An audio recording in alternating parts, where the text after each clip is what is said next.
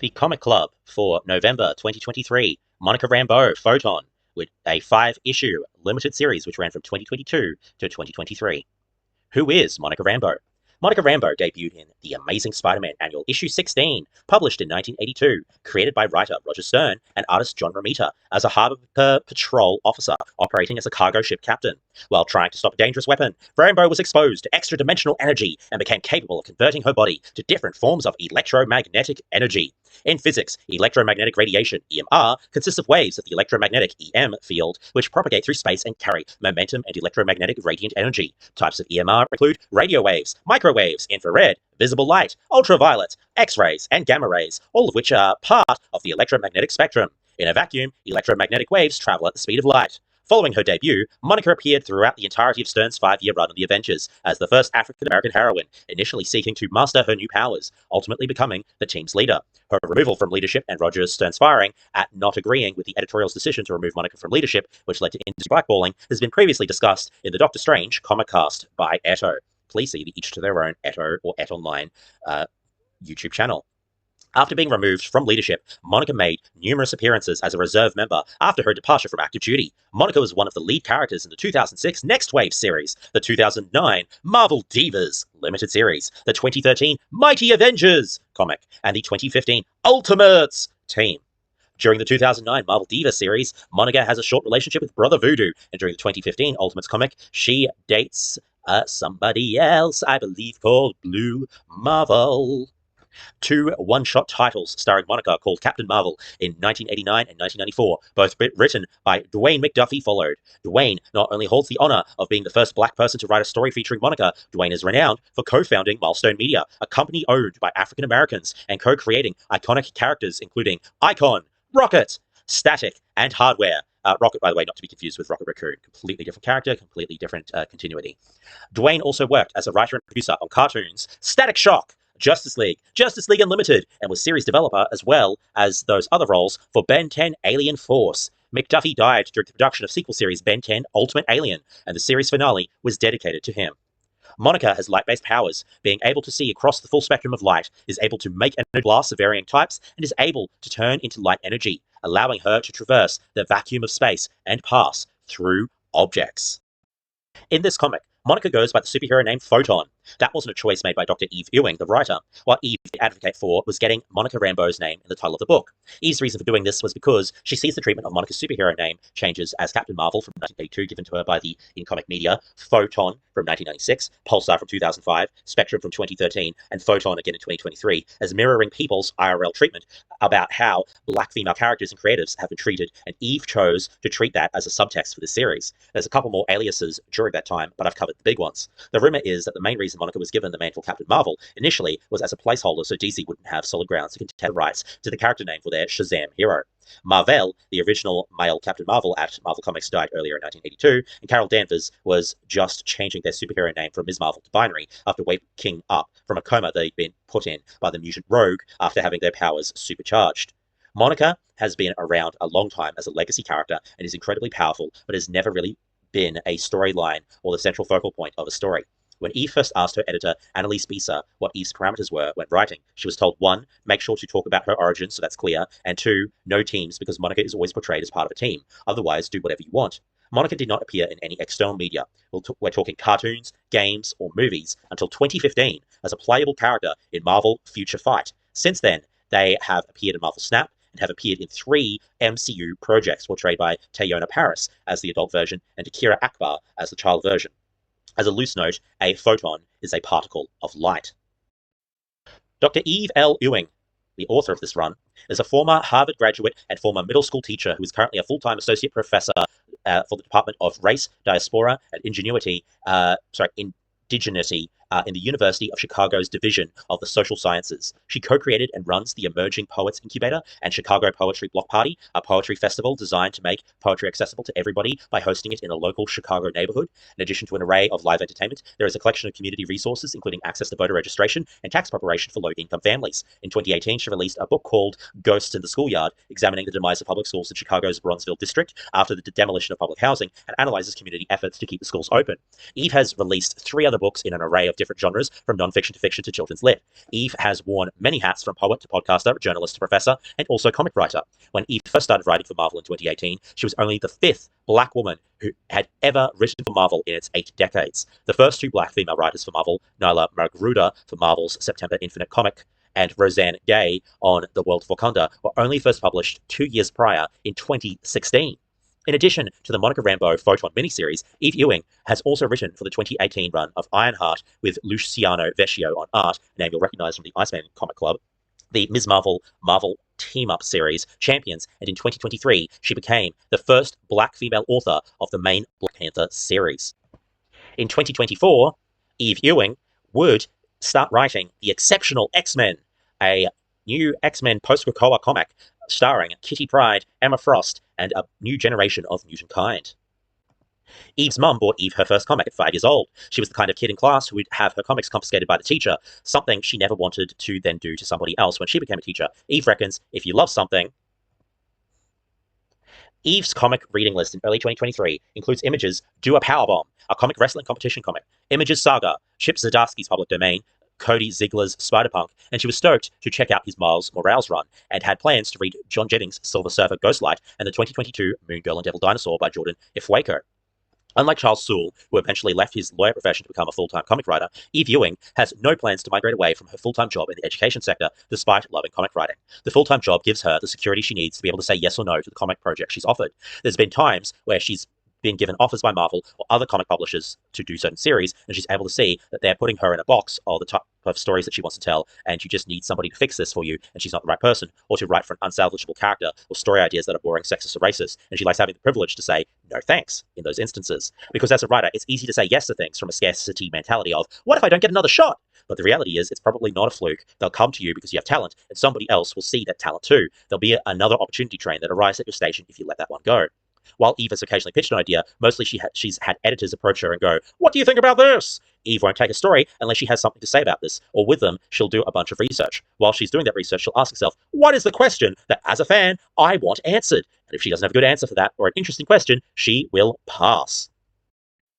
Luca Maresca is a comic book artist and illustrator from Salerno, Italy, well known for his work with Marvel Comics. Luca has worked on many comic book titles for Marvel Comics and Sergio Bonelli Editore as both an interior and cover artist.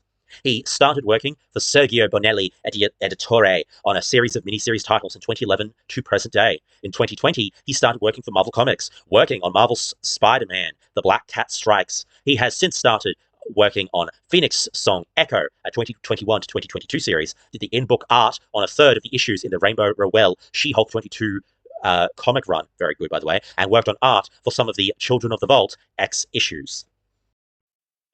Monica Rambeau Photon, Issue 1. Monica Rambeau has made her birthplace, New Orleans, her home once again. She quickly returns a stolen Stone of Hala, an unpredictable doorway between realities to the Sanctum Sanctorum, originally taken from the Sanctum in the pages of Ironheart, which Eve Ewing also wrote. Dr. Yesenia Rosario, aka Hinge, with folding, slinky-like powers, attacks the Sanctum and is quickly taken out by Monica while Spider-Man looks on. Yesenia, once unmasked, says the reason she attacked was because Monica Rambeau is going to destroy the universe, but is put to sleep before more details can be provided. Teleporting home at the speed of light, Monica listens to her cousin Caleb's relationship issues with his boyfriend Tyler until he hangs up on her when she tries to assist. She visits her parents for advice. Her dad, who is tired of the boyfriend drama and the drinking, advises Monica that sometimes people need the space and time to fight their own demons before they're willing to accept help. Monica's mum unsubtly asks about Adam Brashear, who is the superhero Blue Marvel. It is revealed their relationship is finished. This is an off-panel event which caused some online backlash over the mistreatment of what was considered a black power couple.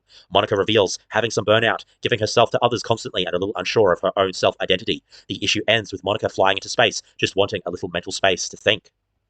Loose facts, the old lady doing the recap saying at the end, "Of course, sweetheart, but to us, you'll always be Captain Marvel."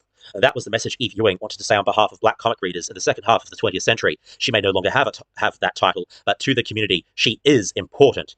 Eve Ewing wants to close out the range of storytelling that saw Monica Rambeau just disappear in the middle of the Leviathan fight in Avengers Volume 1, Issue 293, and then it is a hospital bed in a later issue with no real explanation given. Avengers Issue 293 is a bit of a mess regardless. The Leviathan that is killed is actually a transformed member of the Canadian super team Alpha Flight called Marina, who was Alpha Flight was an ongoing series at the time, and nobody ever informed the team that their former teammate had died. But it was a part of the reason for the backlash to that part of Monica's life. Issue 2. Monica wakes up confused, having blacked out. She intercepts a meteor heading for the city, but they can't disengage with it and is knocked out on impact with the water. She wakes up to see the Beyonder. The Beyonder is an incredibly powerful character with a vast array of abilities. He possesses the ability to manipulate reality on a virtually infinite scale, which includes matter and energy manipulation. This allows him to generate, absorb, and manipulate near limitless amounts of energy. He can also easily change states of matter and has the potential to tap into the power cosmic and the mystical energies of the Marvel Universe. The Beyonder is endowed with superhuman strength, speed, and durability, and he can regenerate damage done to his body by simply willing it repaired.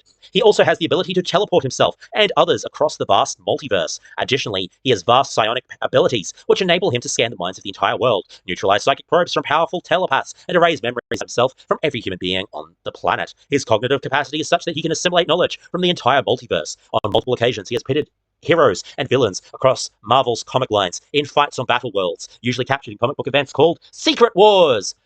Monica is confusingly reintroduced to a team from the 80s when she still went by the name of Captain Marvel.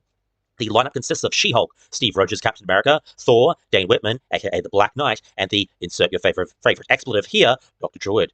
Dr. Druid has had a tendency in the 80s comics to be manipulated, and it was generally very arrogant. During Monica's tenure as team leader, Druid was being manipulated by Ravonna Renslayer and believed he was acting to preserve the Avengers against a future threat only he could possibly stop by continually undermining Monica in the eyes of her teammates until she suffered serious injuries in battle, something Ewing recaptures quite eloquently in this issue. Back in the 80s comics, Druid then psychically influenced Monica and the rest of the team to name Druid the replacement leader of the Avengers. Druid was also one of the photos in the blue case file in the 2014 She-Hulk series that we read the start of in the She-Hulk comic cast, and we'll be reading more of in 2025 during Daredevil month.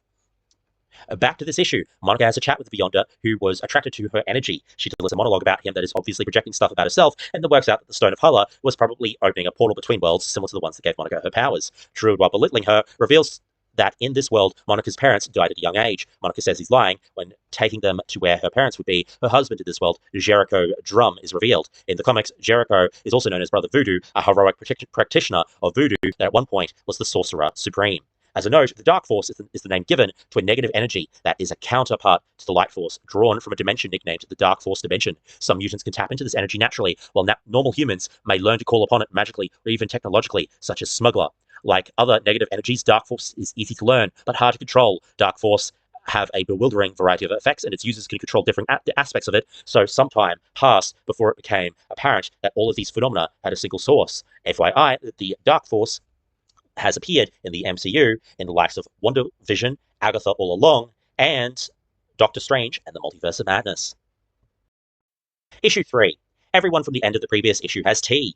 Monica goes dimension hopping and visits a Wong in one of the dimensions / universes, suspecting it's the Stone of Hala malfunctioning, but it's doing fine. Monica does identify an energy signature emanating from the stone that she follows to an alien spaceship full of sick aliens called the Kairos. She uses an X-ray to identify tumors that she treats with low-level radiation therapy. The tumors were caused by a cosmic balance of the universe because the alien species is particularly attuned to it. They believe the universe is crumpling, folding in on itself, bringing far-flung edges of reality into proximity. Monica tries to return to that world's sanctum sanctorum, instead finding it's the Ravencroft Institute, and two women, one of them, Dr. Yesenia Rosario, tells Monica that they have to talk because she's not moving between parallel universes. She broke the universe. Dr. Carla Sofin, aka Moonstone, created by Marv Wolfman and Frank Robbins in 1975 in the main continuity, is a psychiatrist who steals the Moonstone gem from the original Moonstone supervillain and absorbs the gem to give her energy powers.